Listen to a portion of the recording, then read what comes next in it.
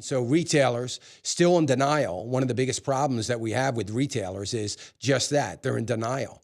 And there were a lot of stores that didn't have half the traffic. As a matter of fact, Macy's alone was only up about 5% year over year. So up about 5%. That's it.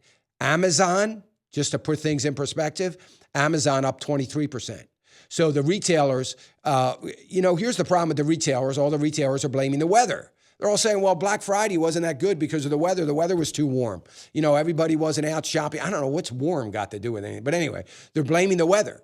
They're blaming everything they can blame except the fact that listen, if you're a retailer, or let me just say this to all of you. If you own retail stock, with the exception of maybe Lowe's, if you own, or even Home Depot for that matter, Home Depot is not on my list, but nonetheless, if you own retail stock, if you're expecting anything from your retailing stock, you're dreaming, because it isn't going to happen. Things are only going to get worse.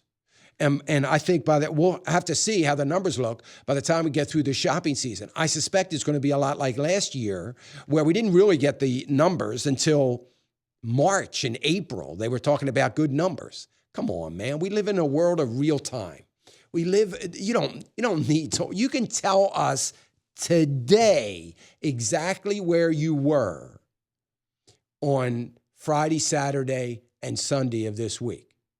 You can tell us that today. You know that. We know that. You need time to manipulate and make some things look good. But look, they refuse to look at online shopping.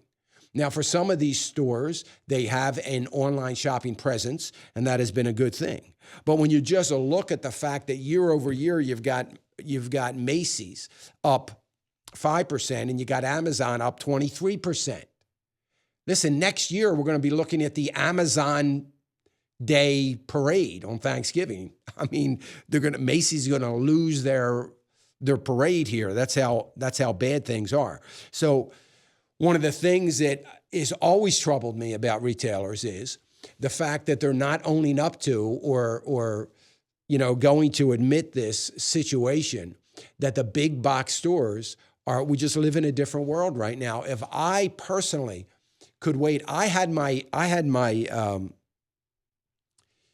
timer set, my alarm set for Friday with a notice, because I didn't want to forget to log on to a particular website that I knew was having a sale, that a 45% sale that I wanted to get in on, and free shipping.